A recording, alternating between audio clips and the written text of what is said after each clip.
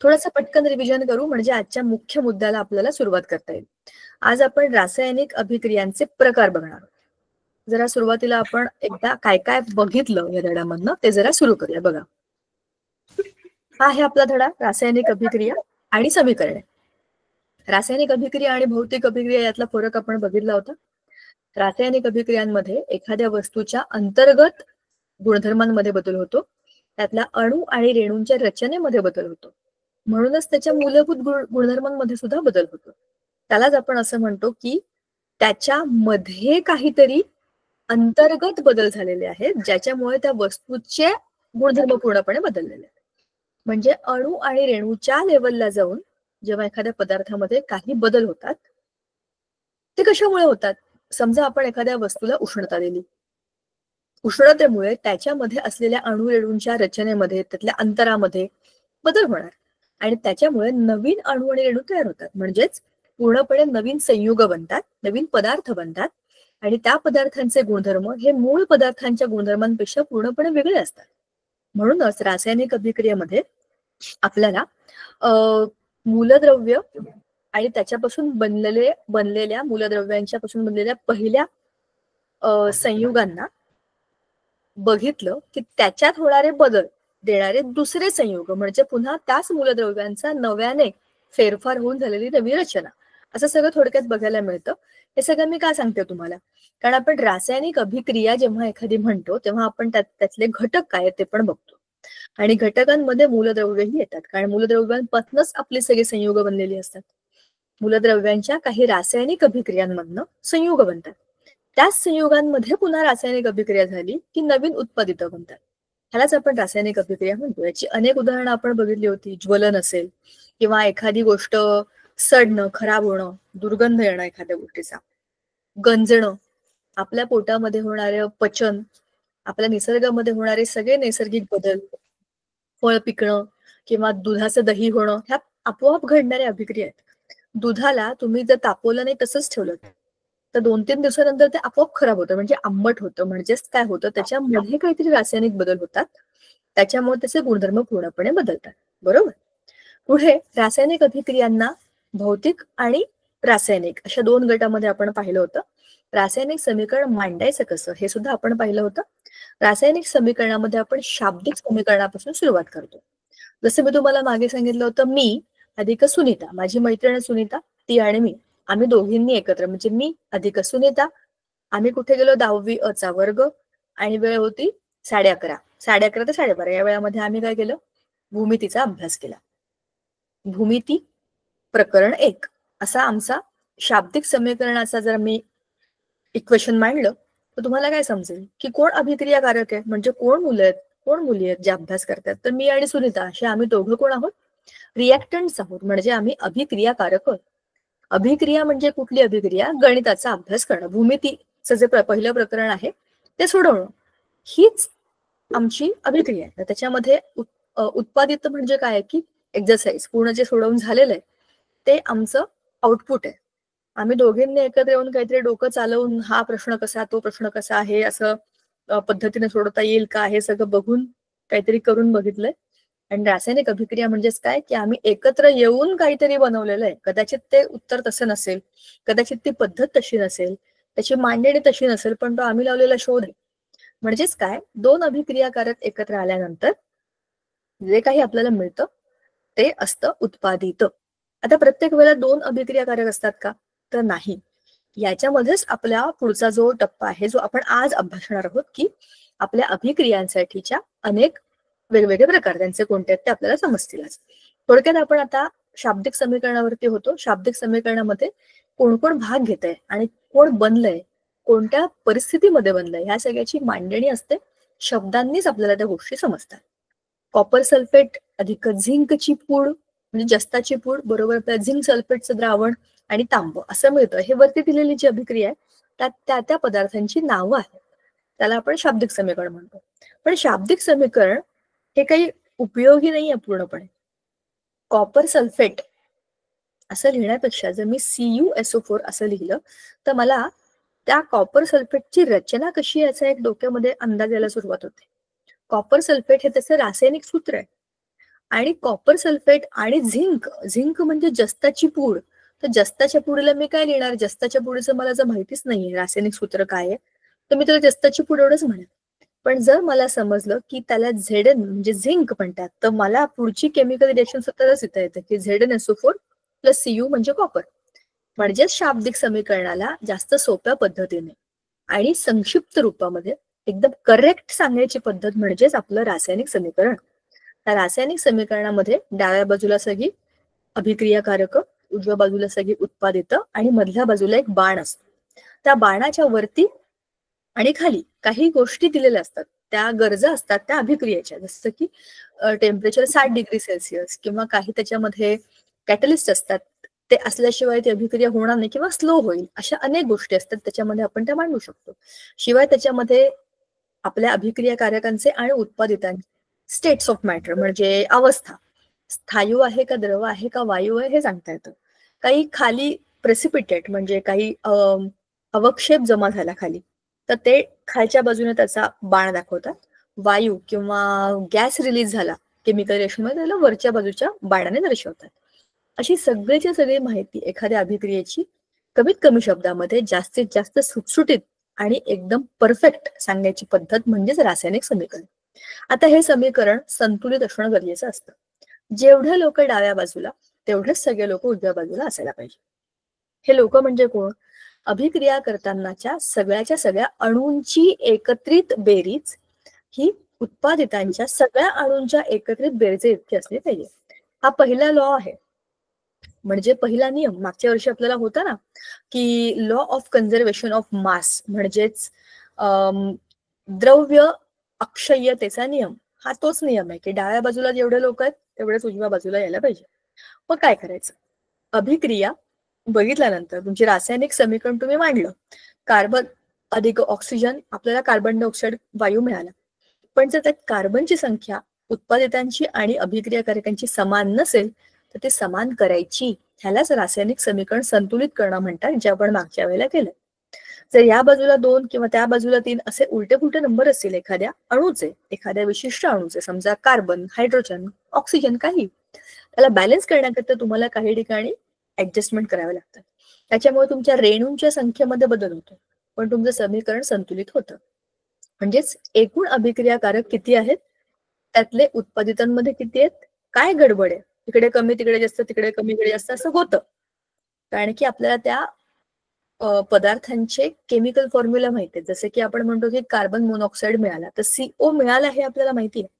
तर CO ला आपण उत्पादितांमध्ये ठेवलं तर या बाजूला त्या CO ला बॅलन्स करणाऱ्या कार्बन आणि ऑक्सिजनची संख्या तेवढी पाहिजे आपल्याला. नाही तर ही जास्त असेल आणि उत्पादितांमधली कमी असेल तर मग इकडची वाढवावी लागते. हे सगळं आपण मागच्या वेळेला केलंय. पुस्तकामध्ये एक उदाहरण बघू आपण आणि मग पुढे जाऊ. आणि मग आपल्याला त्यांचा जो काही त्यांची जी काही दोन्हीकडची डावी बाजू बरोबर उजवी बाजू हे समीकरणातलं सगळ्यात महत्वाचं तत्व आहे, ते लक्षात घेऊन त्यांची आपल्याला गोळा बेरीज करावी लागते. म्हणजे इकडे वाढवा तिकडे कमी करा, इकडे वाढवा तिकडे कमी करा, हे बरोबर झालं की तुमचं रासायनिक समीकरण आपोआप संतुलित होतं. आणि मग रासायनिक बदल किंवा रासायनिक अभिक्रियांचे प्रकार जे आपण आज बघणार आहे, त्यातली पहिली संयोग अभिक्रिया, मग अपघटन, विस्थापन, दुहेरी विस्थापन. सगळ्या सोप्या आहेत, अजिबात कठीण नाही आहेत. कशा कशा काय काय ते आपण बघूच आणि एक एक करून त्या डिटेलमध्ये बघू. त्याच्यानंतर आपल्याला उष्माग्राही आणि उष्मादायी म्हणजे काय ते पण समजून घ्यायचंय. एकदा तुम्हाला फक्त मी केमिकल रिएक्शन कशी बॅलन्स करतात त्याचं उदाहरण एकदा दाखवणार आहे, कारण की त्याच्याशिवाय आपण तो पॉइंट रिवाइज न करता आपण खाली नको जायला. आपण हे अभिक्रिया मागच्या वेळेला केलेली होती, याला बॅलन्स केलं होतं. एकदा पुन्हा आपण हीच बघू, छोटीशी सोपी आहे आणि सोडवलेली नाहीये, म्हणजे आपण ती घ्यायची. वरती हे आपण मागच्या वेळेला डिटेलमध्ये पाहिलं होतं. आता बघा, इथे नायट्रोजनचे 2 अणू आहेत, इथे एकच आहे. तर मी समजा इथे 2 लावला तर माझे 2 नायट्रोजनला 2 नायट्रोजन बॅलन्स होतील. पण आता हायड्रोजन किती झाले? 3 दुणे 6. 2 आणि 3, 3 दुणे 6 ना, मल्टिप्लिकेशन करतो आपण. मग इथे जर 2 असतील तर मला 3 लिहायला पाहिजे. 3 दुणे 6 झालं ना, म्हणजे नायट्रोजनचा 1 रेणू आणि 3 हायड्रोजनचे रेणू एकत्र येतात तेव्हा 2 अमोनियाचे रेणू बनतात. असं तुम्ही आता तुमच्या शाब्दिक उदाहरणामध्ये सांगू शकता, नायट्रोजन अधिक हायड्रोजन बरोबर अमोनिया. ठीक आहे ना. पण तुम्ही हे लिहिणार कसं? N2 प्लस 3H2 आणि ही दोनही बाजूने म्हणजे रिव्हर्सिबल रिएक्शन आहे, विल गिव्ह यू 2NH3. आता याच्यामध्ये नायट्रोजन हा गॅस आहे, हायड्रोजन हा गॅस आहे आणि NH3 हा सुद्धा गॅसच आहे. त्याच्यामुळे या तिघांच्याही पुढे ब्रॅकेटमध्ये त्यांच्या त्यांच्या अवस्था दिलेल्या आहेत. हवेतला नायट्रोजन तो वायू अवस्थेमध्ये असतो, हवेतला हायड्रोजन तोही वायू अवस्थेमध्ये असतो. या दोघांची एकत्र येऊन अभिक्रिया बनल्यावरती अमोनिया नावाचा वास देणारा, अतिशय घाण वास असतो त्याचा, असा एक वायू बनतो. आणि त्या ह्याचा 1 अधिक याचे 3 म्हणजे एकूण 4 रेणू घेतले की 2 रेणू बनतात. पण आपल्याला एकूण संख्या बघायची आहे, तर एकूण संख्या कशी बघायची, एकूण उत्पादितांमध्ये किती अणू आहेत, हे आहेत 2 आणि हे किती आहेत, अधिक 5. बरोबर ना. आता सगळ्यांची एकत्रित टोटल करते, हे 2 आणि हे आहे 3 आणि 2 5. आता हे किती, 2 नायट्रोजन आणि हे 3 आणि 2 5 सेमच आहेत. म्हणजे जेवढे लोक डाव्या बाजूला तेवढेच लोक उजव्या बाजूला आले आहेत का, आले आहेत. आपलं समीकरण हे बॅलेन्स्ड आहे, म्हणजे संतुलित आहे, म्हणजेच आपलं समीकरण हे बरोबर आहे. बरोबर. कोणातरी मध्ये सोडून द्यायचं नाही प्रवासामध्ये, हा राहिला तर राहिला, आपण पुढे जाऊ, असं नाही करू शकत आपण. जेव्हा समीकरण संतुलित करायचं असतं तेव्हा सगळ्या लोकांना बरोबर घेऊन जावं लागतं. ठीक आहे. हे झालं आपलं समीकरण संतुलित कसं करायचं ह्याच्याबद्दल. हे आपण मागच्या वेळेला खूप डिटेलमध्ये बोललो होतो. बरोबर. आता आज आपण आपल्या रासायनिक अभिक्रियांच्या प्रकारांकडे जाणार आहोत.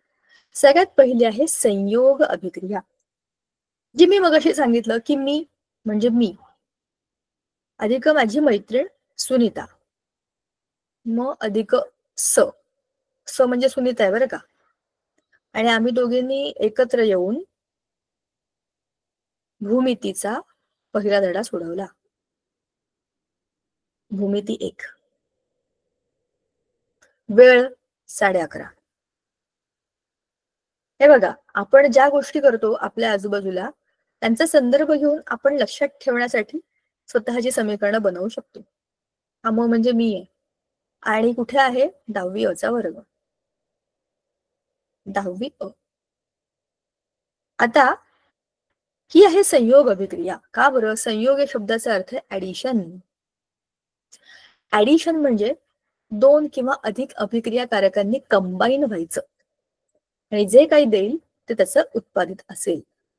कंबाईन होणं, पूर्णपणे एकत्र येणं, कॉम्बिनेशन दाखवणं आणि एकच प्रोडक्ट बनवणं, काहीच त्याच्यामध्ये वेस्ट होत नाही. बघा, आता हा अमोनिया वरती बनलेला, आपण आताच त्याची अभिक्रिया बॅलन्स केली होती. तो अमोनिया आणि HCl ह्या दोघांना तुम्ही जर ऍड केलं, संयोग झाला, तर 3 अधिक 1 म्हणजे झाले 4 हायड्रोजन आणि क्लोरीन तिकडे येऊन चिकटला. सोपं आहे. 2 रेणू एकमेकांना फक्त चिकटले आणि एक मोठा रेणू बनला. बघा, आता आपल्याला हेच दिलंय ना, ही अभिक्रिया जी आहे ना, त्याचं त्यांनी एक्सपेरिमेंटच्या फॉर्म मध्ये सांगितलंय की एका परीक्षा नळीमध्ये थोडं HCl घ्यायचंय, त्या परीक्षा नळीला थोडं उष्णता द्यायची, एक काचकांडी अमोनियाच्या द्रावणामध्ये बुडवून ती त्या परीक्षा नळीच्या तोंडावर धरा, निरीक्षण करा. तुम्हाला काचकांडीच्या डोकावून पांढरा धूर पसरताना दिसेल. परीक्षा नळी तापवल्यानंतर HClच्या वाफा बाहेर येतात. बरोबर आहे, HCl हा ऑलरेडी खूप स्ट्रॉंग ऍसिड आहे, तर त्याला तुम्ही आणखीन गरम केलं की त्याच्या वाफा बाहेर येतात. आणि काचकांडीवरील द्रावणामध्ये NH3 आहे, आपण त्याला NH3 म्हणजे अमोनियाच्या द्रावणामध्ये बुडवून काढलेलं आहे. तर अमोनिया आणि HCl ह्यांची अभिक्रिया होते आणि काय बनतो, अमोनियम क्लोराईड हा क्षार बनतो, पण तो वायू रूपात असतो. आणि लगेच संगणन झाल्यामुळे त्याचे रूपांतर स्थायी रूपात झाल्यामुळे पांढऱ्या रंगाचा धूर निर्माण झालेला दिसतो. म्हणजेच काय झालं, तो पांढरा धूर कसला आहे, अमोनियम क्लोराईड नावाचं क्षार. ह्याच्यामध्ये ऍसिड नाहीये, ह्याच्यामध्ये बेस नाहीये, हा क्षार तयार झालाय. बरोबर, acid plus base will give you salt and water. पण ह्याच्यामध्ये सॉल्ट पूर्णपणे बनलाय, संयोग झालाय आणि एक नवाच संयुग बनलाय, म्हणजे कंपाऊंड बनलाय. तसेच दुसरं एक उदाहरण दिलंय आपल्याला, Mg म्हणजे मॅग्नेशियमची फीत, म्हणजे एक मेटलची स्ट्रीप असते, ती आपण त्याला बर्निंग केलं, म्हणजे एखाद्या फ्लेमवर ठेवलं, एखाद्या मेणबत्तीच्या ठेवा किंवा तुम्ही अगदी गॅसच्या इथे ठेवलं तरी सुद्धा, तर हवेमध्ये जळून मॅग्नेशियम ऑक्साईडची पांढरी भुकटी तयार होते. तर ही काय आहे, मॅग्नेशियम हा धातू आहे, हा अस्थायू अवस्थेमध्ये, oxygen is already in a gaseous state. पण ह्या दोघांचं जेव्हा कॉम्बिनेशन होतं तेव्हा काय होतं, MgO म्हणजेच काय, मॅग्नेशियम ऑक्साईड नावाचा एक ऑक्साईड बनतो जे पांढऱ्या पांढऱ्या भुकटीमध्ये, धातू हा स्थायू अवस्थेमध्ये, त्याची भुकटी पण स्थायू अवस्थेमध्ये तयार होते आणि पांढऱ्या रंगाची असते कारण की त्याच्यामध्ये ऑक्सिजनची कॉम्बिनेशन झाले, तर ऑक्सिजन त्या Mg बरोबर ऍड झालेला आहे. आता हे एकमेव उत्पादित त्याच्यामध्ये बनलेलं आहे. तसंच आणखी एक उदाहरण आपल्याला दिलेलं आहे बघा, अर्ध चंचुपात्र भरेल इतकं पाणी घ्यायचं, त्यामध्ये चुनकळी म्हणजे कॅल्शियम ऑक्साईडचे काही खडे टाकायचे. कॅल्शियम ऑक्साईड आणि पाणी यांच्या संयोगाने कॅल्शियम हायड्रॉक्साईड तयार होतं आणि भरपूर उष्णता बाहेर पडते. हे लक्षात ठेवा, ह्याचा आपल्याला पुढे वापर करायचा आहे. उष्णता बाहेर पडते. ज्या चंचुपात्रात तुम्ही पाणी घेतले आणि अभिक्रिया केली ते चंचुपात्र गरम होतं, चटका लागतो आपल्याला. हे कसं चेक करायचं आपण, चटका लागतोय का नाही हात लावून बघायचं. ते हात लावल्यावर ते समजतं की काही अभिक्रियांमधनं उष्णता बाहेर पडते. तसं या अभिक्रियेमध्ये झाले. कॅल्शियम ऑक्साईड अधिक पाणी जेव्हा तुम्ही एकत्र करता तर कॅल्शियम हायड्रॉक्साईड बनतं. काय झालं याच्यामध्ये, कॅल्शियम जसाच्या तसा इकडे आला, 1च्या 1 रेणू, 1 ऑक्सिजन अजून 1 ऑक्सिजन आणि 2 हायड्रोजन. तर मग हे H2 आणि O2 असे एकूण लोक आहेत, पण H2O2 हा एक वेगळंच संयुग आहे, म्हणजे वेगळंच कंपाऊंड आहे, त्याला हायड्रोजन पेरॉक्साईड म्हणतात. पण ते तसं न होता OH नावाचा गट बनून डबल फॉर्म मध्ये त्याला अटॅच होतं, म्हणजे त्याला जोडलं जातं. हा आहे तुमचा कॅल्शियमचा अणू, या बाजूला एक OH चा गट आणि खालच्या बाजूला अजून एक OH चा गट, असं जमा होतं म्हणजे जोडलं जातं. म्हणजे तुमचा बनला कॅल्शियम हायड्रॉक्साईड म्हणजे कॅल्शियम डायहायड्रॉक्साईड. डाय म्हणजे 2, कॅल्शियम हायड्रॉक्साईड म्हणजे OH, डायहायड्रॉक्साईड म्हणजे 2 हायड्रोजन आणि ऑक्सिजन म्हणजे OH ग्रुप. समजलं? म्हणजे अशा पद्धतीने तुमच्या या रासायनिक अभिक्रियेमध्ये काय झालं, पूर्णपणे 2 घटक एकत्र आले आणि एक मोठा रेणू तयार झाला. 2 कंपाऊंड एकत्र आले आणि एक मोठा कंपाऊंड बनला. कंपाऊंड म्हणजे संयुग. ठीक आहे, ह्याला म्हणतात संयोग अभिक्रिया. आता अपघटन अभिक्रिया म्हणजे काय? अपघटन अभिक्रिया म्हणजे एक मोठा रेणू लहान भागांमध्ये विभाजित होतो. सोपं आहे. बघा, आपल्याला एक मोठा रेणू दिलेला आहे साखरेचा. साखरेच्या रेणूचा फॉर्म्युला आहे, केमिकल फॉर्म्युला C12H22O11. C12 म्हणजे 12 कार्बन एका रांगेमध्ये असं समजा. त्याच्याबरोबर हायड्रोजन आणि ऑक्सिजन सुद्धा जोडले गेलेले आहेत. म्हणजे एवढा मोठा हा अणू आहे, त्याला उष्णता दिल्यावर काय होणार, अर्थातच तो तुटेल. खूप मोठा अणू, खूप मोठा रेणू, त्याला तुम्ही बाहेरून उष्णता दिली, त्याला तापवलं की काय होणार आहे, त्याचे तुकडे होतील. तुकडे झाल्यावरती काय मिळालं आपल्याला, 12 कार्बन आणि 11 H2O, म्हणजे पाण्याचे 11 रेणू बनले आणि 12 कार्बन वेगळे झाले. या अभिक्रियेमध्ये एकच अभिक्रियाकारक असतो आणि त्यापासून 2 किंवा अधिक उत्पादित मिळतात, त्याला आपण अपघटन असं म्हणतो. अपघटन या शब्दाचा अर्थच आहे डिकम्पोजिशन, तुटणं, ब्रेक डाऊन होणं, लहान लहान भागांमध्ये त्याचे तुकडे होणं. लहान भागात तुकडे कधी होतात, जेव्हा थोडीशी मोठी गोष्ट असते किंवा बरीच मोठी गोष्ट असते. तुम्हाला माहितीये का, विद्युत अपघटन म्हणजे विद्युत म्हणजे इलेक्ट्रिसिटीमुळे पाण्याच्या रेणूचं अपघटन होतं. आता पाण्याच्या रेणू मध्ये काय आहे, HO आणि H, बरोबर की नाही? ह्याला आपण H2O असं म्हणतो. तुम्ही जर ह्याला इलेक्ट्रिसिटी प्रोव्हाइड केली आणि ह्याला तोडलं तर तुमचा H+ वेगळा होतो आणि OH- वेगळा होतो. म्हणजे H+ च एक आयन बनतं, एक कॅटायन, आणि OH- च एक ऍनायन बनतं, जे की आहे OH- ऍनायन. ठीक आहे. पाण्याचा रेणू हा काय खूप मोठा रेणू नाहीये, पण तुम्ही यालाही तोडू शकता, डिकम्पोज करू शकता, त्याचं अपघटन करू शकता आणि त्यालाच आपण पाण्याचे विद्युत अपघटन असे म्हणतो. त्याच्यामुळे थोडस किंचित HCl टाकावं लागतं किंवा NaCl टाकावं लागतं, जेणेकरून साधं पाणी हे सहजासहजी तुटत नाही. कारण पाण्याचे रेणू जे असतात ते खूप स्ट्रॉंग बॉन्डने एकमेकांना बांधले गेलेले असतात, त्यांना तोडणं काही सोपं नाहीये. पण त्यांना तोडण्यासाठी किंचित त्याच्यामध्ये मदत करणारे, ते आपण म्हणतो ना जरा ते उद्युक्त करणारे असे काही पदार्थ टाकावे लागतात. ते कोण असतात, आयनिक कंपाऊंड. जसं की तुम्ही HCl चे 2-3 थेंब टाका किंवा आपलं खाण्याचं मीठ NaCl चे 2-3 असे ड्रॉप, असे चुटकी टाका त्याच्यामध्ये आणि मिक्स करा, तर तुम्हाला तुमचं पाणी अपघटित झालेलं दिसतं. ठीक आहे, ह्याला म्हणतात विद्युत अपघटन. कसं समजतं, दोन बाजूला दोन रॉड असतात, एक कॅथोड एक ॲनोड, आणि दोनही रॉडच्या इथे हवा जनरेट होताना दिसते.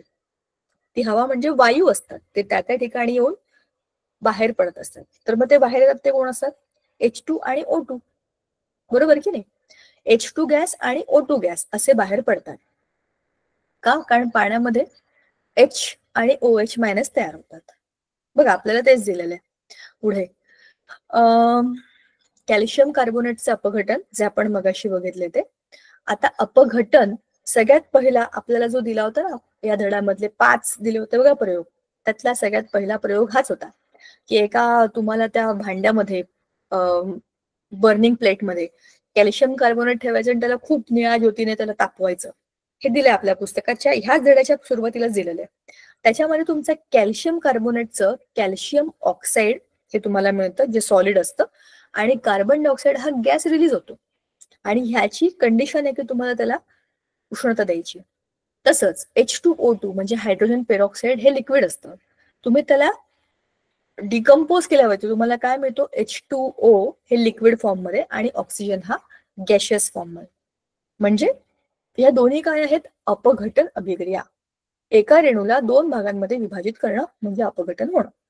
आता विद्युत अपघटनाबद्दल मी तुम्हाला आधीच सांगितलं होतं की हे आपण कसं करतो. तुम्हाला मागच्या धड्यामध्ये याच्याबद्दल थोडी माहिती सुद्धा होती मागच्या वर्षीच्या.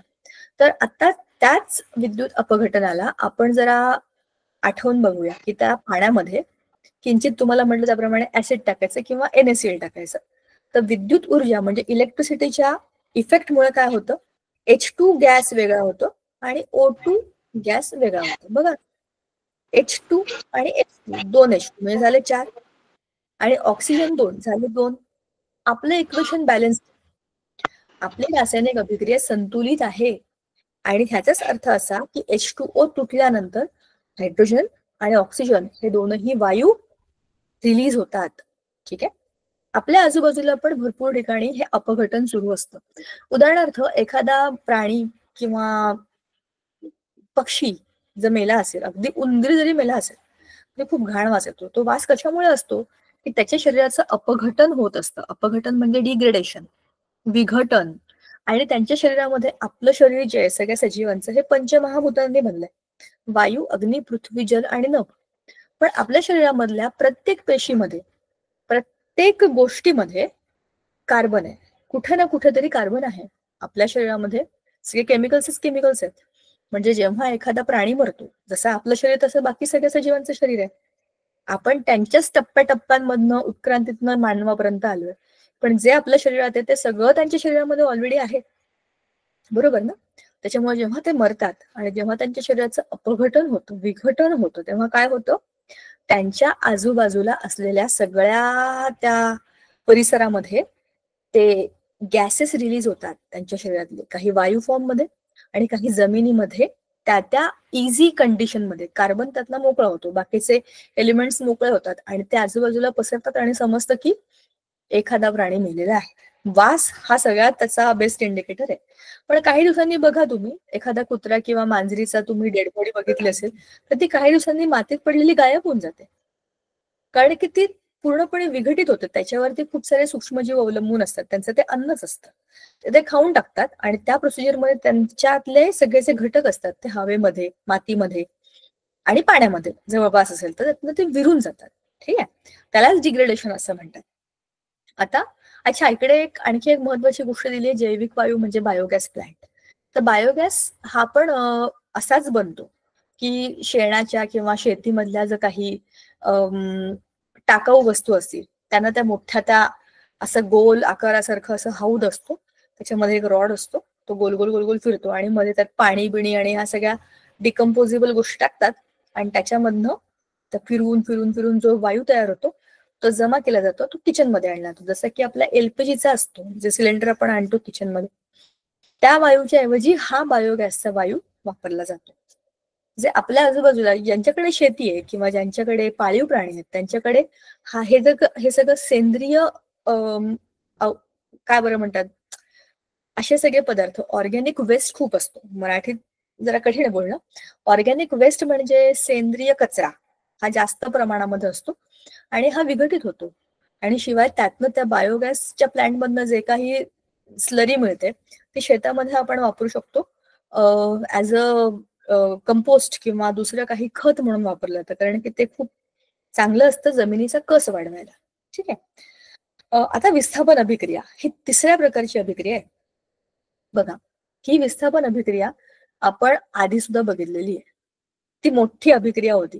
Copper sulphate plus zinc will give you zinc sulphate plus copper, ही अभिक्रिया जी होती ती आहे. आता तशीच एक अभिक्रिया आपल्याला दिलेली आहे, copper sulphate plus FE. FE म्हणजे फेरस.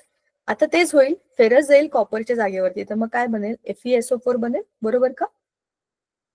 FeSO4 फेरस सल्फेट आणि आपल्याला मोकळा मिळेल आपला कॉपर म्हणजे Cu. आता कॉपर सल्फेट प्लस Pb म्हणजे लेड, लेडची अभिक्रिया करूया आपण, तर आपल्याला काय मिळेल, लेड सल्फेट PbSO4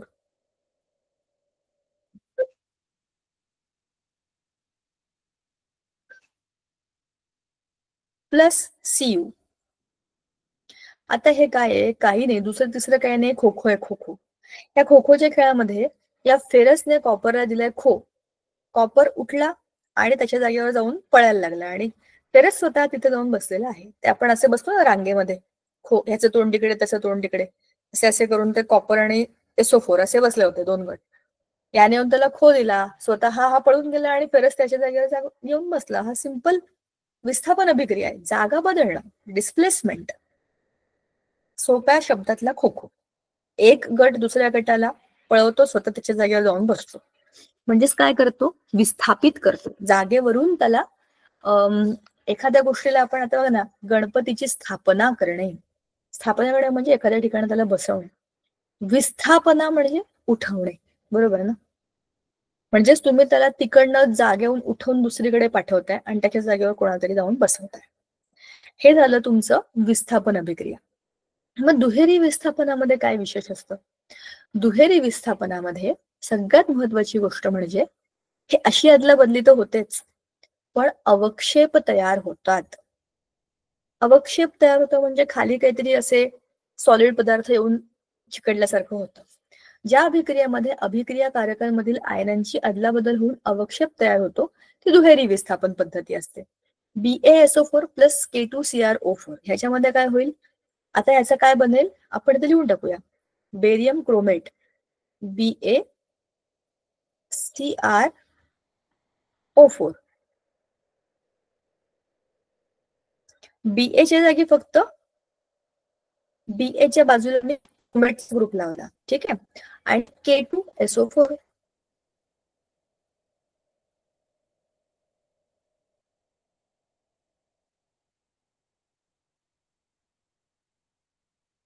झालं. ह्या दोनही गटांनी आपापली जागा बदलली आणि 2 वेगवेगळे पदार्थ बनले, पण खाली अवक्षेप बनतो बेरियम क्रोमेटचा. म्हणजेच काय झालं, ह्या अभिक्रियेमध्ये दुहेरी विस्थापन झालं आणि खाली एक अवक्षेप पण बनला. पुढचा जो पदार्थ, पुढची जी प्रक्रिया आहे, प्रकार आहे, तो आहे उष्माग्राही आणि उष्मादायी अभिक्रिया. मी तुम्हाला मगाशीच सांगितलं होतं की ह्या वरच्या अभिक्रियेमध्ये मगाशी आपण डिस्कस करताना मी त्याला रेक्टँगल काढून सांगितलं होतं की याला लक्षात ठेवा, ते आपल्याला पुढे उपयोगाला येणार आहे. ते उपयोगाला येणारी गोष्ट काय आहे, तुम्हाला आता परत तिकडे घेऊन जाते मी, मग तुम्हाला आठवेल बघा. ह्या अभिक्रियेमध्ये मी तुम्हाला म्हटलं होतं की खूप सारी उष्णता बाहेर पडते, बाहेर पडते म्हणजे ते भांड गरम होतं.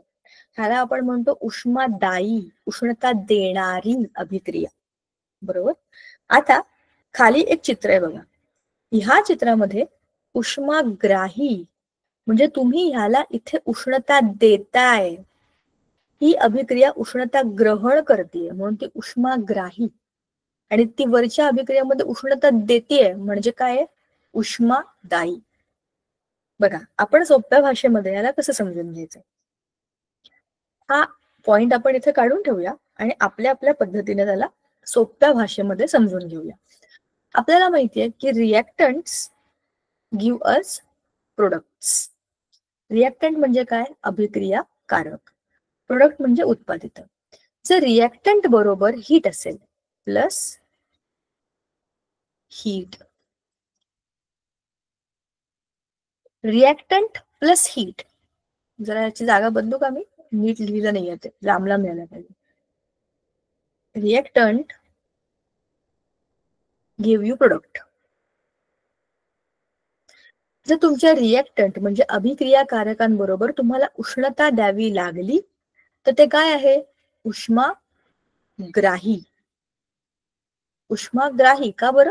उष्णता ग्रहण करते म्हणून. उष्माग्राही.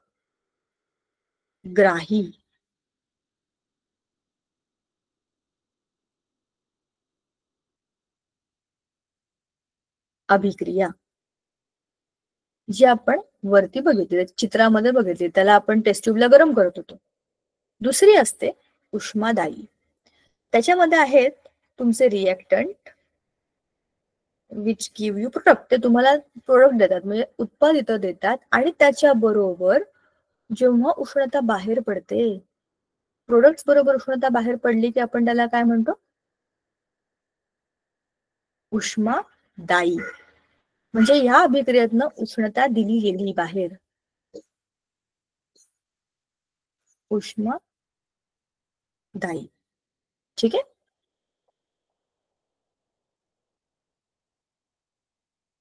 बर का? सोपं आपल्या आपल्या पद्धतीने लक्षात ठेवायचं. रिएक्टंट आणि प्रोडक्ट ही गोष्ट फिक्स्ड असते. प्रत्येक अभिक्रियेमध्ये उत्पादित असतात आणि प्रत्येक अभिक्रियेला ते उत्पादित देणारे अभिक्रियाकारक असतात. जर अभिक्रियाकारकांनाच तुम्ही गरम केलं तर ती तुमची उष्माग्राही अभिक्रिया. पण तुमच्या उत्पादितांच्या बरोबर जर उष्णता आली तर त्याला उष्मादायी अभिक्रिया म्हणतात. बघा, आपण आतापर्यंत रासायनिक अभिक्रियांचे प्रकार बघितले, संयोग बघितलं, विघटन बघितलं, विस्थापन बघितलं आणि दुहेरी विस्थापन बघितलं. बरोबर. आता ह्याच्यानंतर आपण इथं आलो उष्मादायी आणि उष्माग्राही अभिक्रिया. उष्णतेचे आदान प्रदान होतं. बरोबर. उष्माग्राही प्रतिक्रियेचं आणखी एक प्रतिक्रियाने अभिक्रियाचं आणखी एक उदाहरण हेच आहे की ह्या बीकरला आपण गरम केलेलं आहे. ठीक आहे. बर्फ वितळणे, पाण्याचे बाष्पीभवन होणे, या उष्माग्राही अभिक्रिया. उदाहरणार्थ प्रकाश संश्लेषण ही पण उष्माग्राही अभिक्रिया आहे. का बरं? तुमच्या प्रकाश संश्लेषण अभिक्रियेमध्ये सूर्याच्या प्रकाशामध्येच म्हणजे सूर्याच्या उष्णतेच्याच प्रभावामुळे तुमचं अन्न बनतंय वनस्पतींचं. त्याला उष्णतेची जी गरज आहे ती सूर्यप्रकाशातनं मिळते. बरोबर. म्हणूनच आपलं जे काही प्रकाश संश्लेषण आहे, फोटोसिंथेसिसची अभिक्रिया आहे, ती उष्माग्राही अभिक्रिया आहे. पण उष्मादायी अभिक्रिया कोणती? समजा ऍसिड आणि पाणी ह्यांना मी एकत्र केलं. कुठल्याही ऍसिडमध्ये पाणी टाकायचं नाही. पाण्यामध्ये हळूहळू ऍसिड टाकायचं आणि ते विरघळत राहायचं. कारण की ऍसिड्स हे खूप रिएक्टिव्ह असतात, जे आपण स्ट्रॉंग ऍसिड म्हणतो. HCl, H2SO4, HNO3 हे खूप स्ट्रॉंग ऍसिड असतात. त्याच्यात पाणी टाकणं म्हणजे खड्ड्यात पाय घालण्यासारखं आहे किंवा त्या कुऱ्हाडीवर पाय नेऊन ठेवणं ह्याच्यासारखं आहे. कधीही ऍसिडला डिवचेला जायचं नाही. त्यांना त्यांच्या मूडने हळूहळू काम करू द्यायचं. म्हणून पाणी भरपूर घ्यायचं आणि त्याच्यामध्ये हळूहळू कोपऱ्यातनं ऍसिड सोडायचं आणि मिक्स करायचं. कारण ते खूप जास्त प्रमाणामध्ये उष्णता बाहेर टाकतात. जेव्हा आपण एखाद्या संहत आम्लाला विरल आम्ल म्हणून बनवतो की मला ह्या प्रयोगाकरता विरल आम्लाची गरज आहे, मला संहत आम्ल नको, कॉन्सन्ट्रेटेड ऍसिड मला नको, मला आता ह्याच्याकरता वीक ऍसिड पाहिजे. मग वीक ऍसिड बनवायचं कसं? स्ट्रॉंग ऍसिड मध्ये पाणी घालायचं, जेणेकरून त्याची जी कॉन्सन्ट्रेशन आहे ते कमी कमी होत जातं. बरोबर. तर त्याच्याकरता त्या संहत आम्लाला पाण्यामध्ये हळूहळू ओतलं आणि मिक्स केलं तर ज्या भांड्यामध्ये आपण ते करतो ते चांगलं तापतं भांड, कडक तापतं. कारण की ह्या प्रक्रियेमधनं उष्णता बाहेर टाकली जाते, म्हणजेच ते उष्मादायी आहे.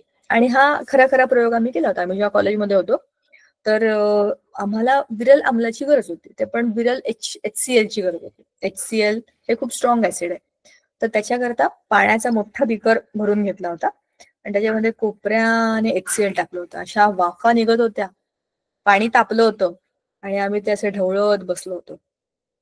एका बाजूला ते भयंकर गरम त्याच्या वाफा, इकडनं ऍसिड टाकतायत, इकडनं ते मिक्स करतायत, असं सगळं एकत्र चाललं होतं. पण हे सगळं खूप डेंजरस असतं. हे कॉलेजमध्ये गेल्यावरती आपल्या शिक्षकांच्या मदतीने किंवा तिथले जे पिऊन काका असतात त्यांच्या मदतीने केलेलं ठीक असतं. तेच हे करत असत, आपण मध्ये मध्ये त्यांना मदत करत असतो प्रयोगाचा एक भाग म्हणून. पण अशा खूप भयंकर गोष्टी पण असतात ज्याच्यामधनं आपल्याला उष्णता बाहेर पडलेली समजते. आणि खूप साऱ्या केमिकल कंपन्यांमध्ये याच्यासाठी जे स्पेशल सिस्टीम्स असतात, खूप मोठ्या प्रमाणामध्ये उष्णता बाहेर फेकली जाते, सगळं सिस्टीम गरम असतं आणि एक वेगळ्याच प्रकारची उष्णता तिथे त्या पूर्ण प्लांटमध्ये असते, कारण की तुमची रिॲक्शनच एक्झोथर्मिक आहे, म्हणजे तुम्ही बाहेरच्या बाजूला उष्णता टाकणार आहात. अशा अभिक्रियांसाठी वेगळा सेटअप लागतो. त्यात सगळं सिस्टीम डॅमेज करून टाकतात त्या. ठीक आहे. उष्माग्राही आणि उष्मादायी प्रक्रिया करणे. आता आता हे बघा, हे इथे दिले बघा, शिक्षकांच्या उपस्थितीत काळजीपूर्वक हाताळा, कारण की सोडियम हायड्रॉक्साईड हा खूप स्ट्रॉंग बेस आहे, म्हणजे अतिशय संहत आम्लारी. बघा आपल्याला काय करायला सांगितलंय, 2 टेस्ट ट्यूब घ्यायच्या, प्लास्टिकच्या बाटल्या घ्यायच्या, आणि प्लास्टिक हे उष्णतारोधक आहे. उष्णतारोधक म्हणजे बॅड कंडक्टर ऑफ हीट, त्याला आपण काय म्हणतो, उष्णतारोधकच म्हणतो मराठीमध्ये. तर 2 बाटल्या घेतल्यात आपण 100-100 ml पाण्याच्या.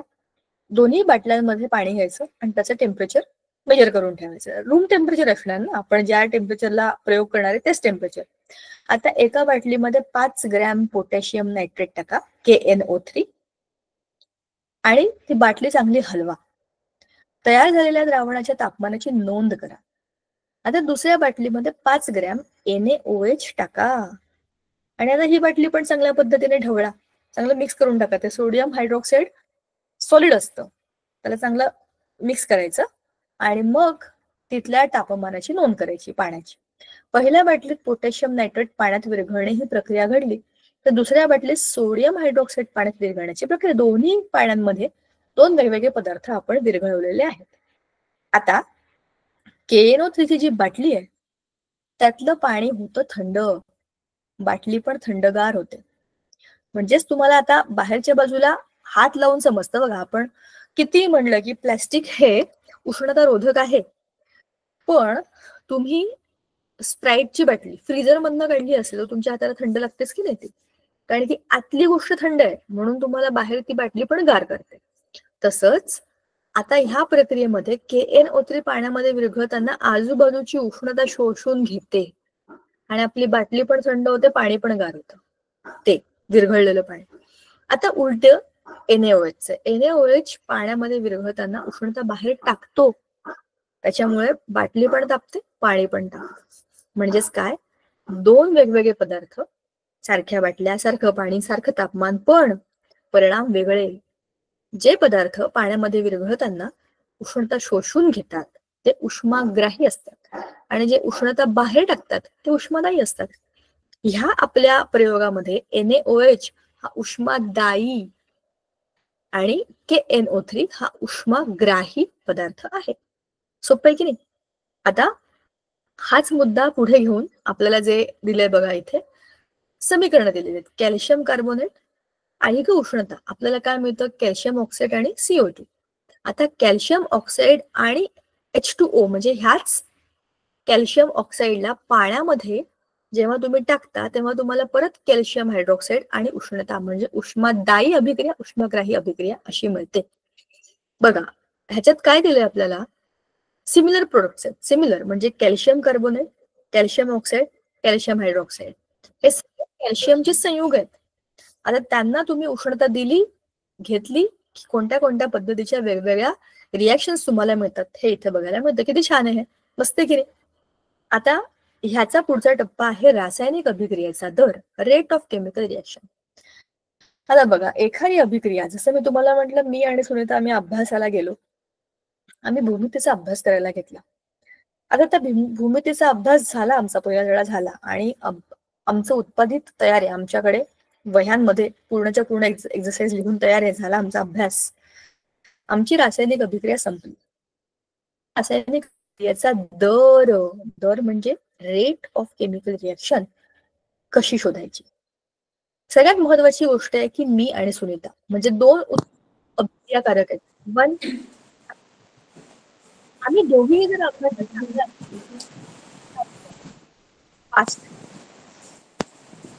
चांगली रिॲक्टिव्ह असल्यामुळे चांगले आम्ही गणित सोडवू किंवा चांगले आम्ही डोकं चालवून शकले का डोके असं करू शकतो तसं करू शकतो. दोनही अभिक्रियाकारक जर फास्ट असतील, रिॲक्टिव्ह असतील, तर रिॲक्शन फास्ट होते आणि चांगल्या दर्जाचे होते. आमच्या दोघींपैकी एकतर मी मंद असेल किंवा ती मंद असेल तर काय होईल? अभिक्रिया होईल, पण हळूहळू होईल.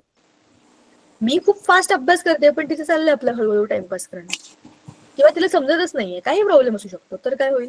आमची रिॲक्शन होईल तर खरं, पण हवी तशी होणार नाही. आणि आम्ही दोघेही माठ असलो, आम्हाला दोघींना आवडतच नाही भूमिती. किती पण अभ्यास करून आम्हाला समजतच नाही, काय माहिती काय झालंय तिथे, कुठलंही प्रमेय आलं, कसं आलं, आम्हाला समजतच नाहीये, ते समजतच नाहीये. तर काय होईल? कशी होईल ती अभिक्रिया आमची? होईल, पण कशी होईल माहित नाही. तर अभिक्रियाकारक हा खूप महत्वाचा मुद्दा आहे अभिक्रियेच्या प्रोडक्टमध्ये. दुसरं, कोणाच तरी माईक ऑन आहे, काही बोलायचं का कोणाला?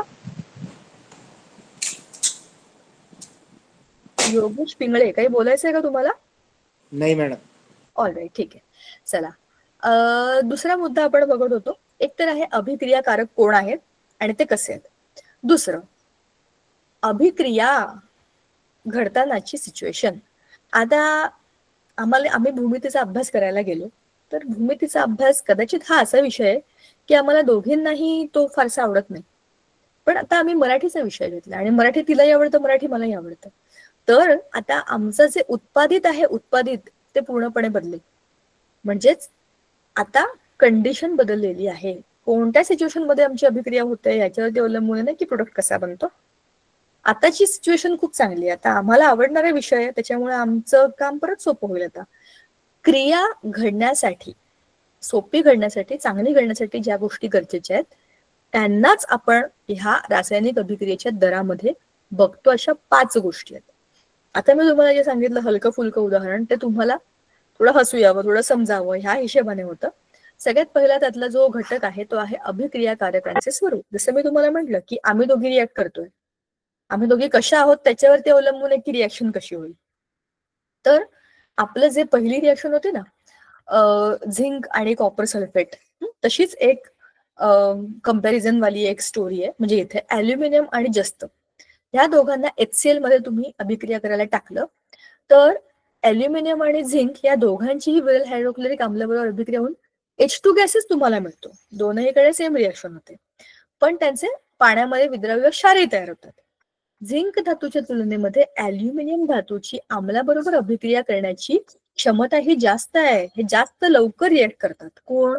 अल्युमिनियम. कोणापेक्षा? झिंकपेक्षा. जसं मी तुम्हाला मगाशी म्हटलं की मी माझा अभ्यास केला भूमितीचा, तिने तिचा अभ्यास केला भूमितीचा. समजा आम्ही दोघी वेगवेगळ्या बसलोय, ती माझ्यापेक्षा फार हुशार आहे, तिचा अभ्यास लवकर होईल, माझा हळूहळू होईल. होईल, सारखीच उत्तरं मिळतील, तिची लवकर होतील, माझी हळू होतील. म्हणजेच काय? तिची रिॲक्शन फास्ट झाली, माझी रिॲक्शन स्लो झाली. म्हणजेच काय? धातूचं स्वरूप वेगळं आहे, ती वेगळी मी वेगळी, प्रत्येक धातू हा वेगळ्या पद्धतीने रिॲक्ट करतो. आता हेच आमच्या दोघींनाच मराठीचा विषय दिला तर माझं लवकर होईल, तिचा उशिरा होईल. माझ्यासाठी मराठी हा रिॲक्शनचा मुद्दा जास्त स्ट्रॉंग आहे, तिच्यासाठी कदाचित भूमिती जास्त चांगला होता. म्हणजेच अभिक्रियाकारकांचे स्वरूप हे महत्वाचे आहे, बरोबर? म्हणजेच तुम्हाला हे बघायचंय की रिॲक्शन कोण करतंय. जो रिॲक्टिव्ह असेल तो फास्ट रिॲक्शन करेल. त्याचं आपल्याला उदाहरण पण दिलेलं आहे त्यांनी की दोन्ही वेगवेगळ्या पद्धतीने तुम्ही बघू शकता. अभिक्रियाकारकांच्या कणांचा आकार हा मुद्दा आहे, तो जरा समजून घेऊया. आपल्या आता अभिक्रियाकारक आहेत मी आणि सुनीता. आमच्या कणांचा आकार म्हणजे आपण मेंदूचा विचार करूया. ज्याचा मेंदू स्ट्रॉंग त्याचा अभ्यास लवकर, मग अशी आपण जसं म्हणालो तसं. आणि इथल्या उदाहरणामध्ये आपल्याला दिलं आहे की शहाबादी फरशी आणि तिचा चुरा. तर शहाबादी फरशी ही पूर्णच्या पूर्ण घट्ट सॉलिड फॉर्म मधली एक अशी एक वस्तू आहे. तिला तुम्ही HCl मध्ये टाकलं तर तिची रिॲक्शन हळूहळू होणार आहे, कारण की ती त्याचे जे अणू आणि ऋण ते एकमेकांना बांधलेले आहेत ना, घट्ट बांधलेले आहेत. रिॲक्शन तर ते करतील पण स्लोली करतील. ह्याच्या उलट जर तुम्ही त्याचा चुरा घेतला तर चुऱ्यामध्ये काय होतं? सूर्यामध्ये अर्थातच सगळे कण एकमेकांपासून मोकळे मोकळेत, विलग आहेत. तर सगळे कोणीही कोणाबरोबर कुठूनही रिॲक्ट करू शकतं. म्हणजेच काय होतं की अभिक्रिया जलद होते. तुमच्या अभिक्रियाकारकांचे कण किती मुक्त आहेत, किती मोठा त्याचा सरफेस ऑक्युपाय होऊ शकतो अभिक्रिया घडण्यासाठी, ह्याच्यावरती अवलंबून आहे की त्यांच्या कणांचे आकार तुम्हाला कशी फास्ट रिॲक्शन देतात. तर शहावादी फरशांच्या तुकड्यांबरोबर CO2 चे बुडबुडे हळूहळू तयार होतात, पण भुकटी बरोबर जलद तयार होतात, कारण की सरफेस जास्त आहे, जास्त एक्सपोजर आहे, तर जास्त कण रिएक्ट होणार त्याच्याबरोबर. तिसरं आहे अभिक्रियाकारकांची संहती. तुमचे अभिक्रियाकारक जे आहेत त्यांचं कॉन्सन्ट्रेशन कसं, strong acid, strong base, strong solution, fast reaction. Slow acid, slow base, slow solution, slow reaction. बरोबर की नाही? कॉमन सेन्सची गोष्ट आहे. संहत जे काही आपले केमिकल्स असतात, संहत आम्ल जलद अभिक्रिया देतात, विरल आम्ल मंदपणे अभिक्रिया करतात. जसं आम्लांचं तसंच आम्लारींचं सुद्धा असतं. म्हणजेच अभिक्रियेचा दर हा अभिक्रियाकारकांच्या संहतीवरती अवलंबून असतो, किती स्ट्रॉंग आपण वस्तू घेतलेल्या आहेत ते. अभिक्रियेचं तापमान, टेम्परेचर ऑफ द रिॲक्शन, बरोबर आहे ना? आता कसं आहे, ह्याचं उदाहरण घेताना आपण बघू शकतो की टेम्परेचर, मी आणि सुनीता अभ्यासाला गेलोय, पण आम्ही असाच अभ्यास करतोय, परीक्षा नाही काही नाही, आम्हाला असं वाटलं चला आपण अभ्यास करू म्हणून आम्ही अभ्यास केला. पण उद्या परीक्षा आहे, तर वातावरण तापलेलं आहे, आता उद्याच माझी परीक्षा आहे आणि आता मला अभ्यास करायचा आहे, डोकं असं माझं फिरलंय आणि मला खूप अभ्यासाचं टेन्शन आहे, तापमान वाढलंय. तापमान वाढलंय म्हणजे ताप नाही आलाय, वेळ कमी आणि काम जास्त, अशा सिच्युएशन मध्ये आपण जेव्हा अभिक्रिया करतो, म्हणजेच काय होतं, टेम्परेचर वाढलंय माझं, मला कमी वेळात जास्त काम करायचंय, म्हणजेच काय करणार आहे, अभिक्रियेचं तापमान वाढलंय, म्हणजेच काय होतं, दर वाढतो. मी माझ्या स्वतःसाठी अभ्यास करणार आहे म्हटलं की माझा अभ्यास कधी करेन ना, आता करेन, दुपारी करेन, उद्या करेन, काय फरक पडतो, तो सेल्फ स्टडी आहे. पण उद्या पेपर आहे आणि आज तर अभ्यास करायचाच आहे, तर माझी रिॲक्शन फास्ट होणार. उद्या तिथे जाण्याच्या आधी माझा सगळा अभ्यास व्हायलाच पाहिजे, तर माझी reaction without any time pass लवकर होणार आहे. म्हणजेच अभिक्रियेचे तापमान. नंतर उत्प्रेरक, कॅटलिस्ट. ह्याचं बेस्ट एक्झाम्पल काय माहितीये का, मी आणि सुनीता आम्ही अभ्यास करतोय आमच्या वर्गामध्ये बसून, आणि तिकडनं आमच्या आवडत्या बाई आल्या, समजा जोशीबाई आल्या, त्यांनी विचारलं, अरे काय मुलींनो तुम्ही अभ्यास करताय? त्या आम्हाला विज्ञान शिकवत नाहीत, त्या आम्हाला गणित शिकवत नाहीत, त्यांचा विषय संस्कृत. पण त्यांनी येऊन बघितलं वर्गात की अरे या मुली काहीतरी करतायत, त्या आम्हाला फार आवडतात बाई. तर आम्ही म्हणालो हो आम्ही अभ्यास करतोय. म्हणाले अरे वा वा, व्हेरी गुड, किती छान, छान अभ्यास करा. एवढंच त्या बोलून गेल्या तरी आम्हाला वाटतं अरे वा, आम्ही अभ्यास करतोय आणि त्यांना आवडले, म्हणजे आपण चांगला अभ्यास केला पाहिजे. म्हणजेच उत्प्रेरक, कॅटलिस्ट. त्या आल्या का अभ्यासाला? त्यांनी शिकवलं का आम्हाला? नाही. त्यांनी काहीतरी केलं का? काहीच नाही, फक्त येऊन डोकावून गेल्या. तरी आमची रिॲक्शन फास्ट झाली, कारण की उत्प्रेरक हा असा पदार्थ असतो जो स्वतः केमिकल रिॲक्शन मध्ये भाग घेत नाही, केमिकल रिॲक्शन करत नाही, पण तो रिॲक्शनचा रेट वाढवतो. तो फक्त आला तरी लोक पटापट कामं करतात. जसं आपल्या घरात आई असते, ती नुसती आली तरी आपली कामं पटापट होतात. आपण वस्तू जागेवर ठेवतो, त्रास देत नाही, भांडण सुरू असेल तर शांत होतात. म्हणजे याचा अर्थ की ती काहीही करत नाही, ती आपल्याला रागवत पण नाही, मारत पण नाही, नुसती बघते तरी आपली कामं फास्ट होतात, कारण की ती उत्प्रेरक असते, म्हणजेच कॅटलिस्ट असते. आपली कामं घडवून आणण्याकरताच ती तिथे आलेली असते, त्याला म्हणतात उत्प्रेरक. तर असे हे 5 घटक असतात जे आपल्या रासायनिक अभिक्रियांवरती खूप मोठा इम्पॅक्ट करतात. आज आपण जे काही शिकलो ते तुम्हाला कळलं का? आपण रासायनिक अभिक्रियांचे प्रकार बघितले आणि त्यांचा दर कोणत्या कोणत्या गोष्टींवरती अवलंबून असतो हे सगळे घटक बघितले. असे एकूण 5 घटक आणि 4 वेगवेगळ्या प्रकारच्या रासायनिक अभिक्रिया आज आपण अभ्यासल्या. थोडं तरी डोक्यात घुसलंय का? किंचित तरी, कणभर तरी, अणूच्या आकारा एवढं? हो का नाही? डोके हलवून सांगू शकता तुम्ही. येस. चला, चांगली गोष्ट आहे. पुढच्या वेळेला आपण या धड्याचा शेवटचा टप्पा बघू आणि हा धडा आपला पुढच्या वेळेला संपेल. थांबायचं का आजच्या दिवशी आपण?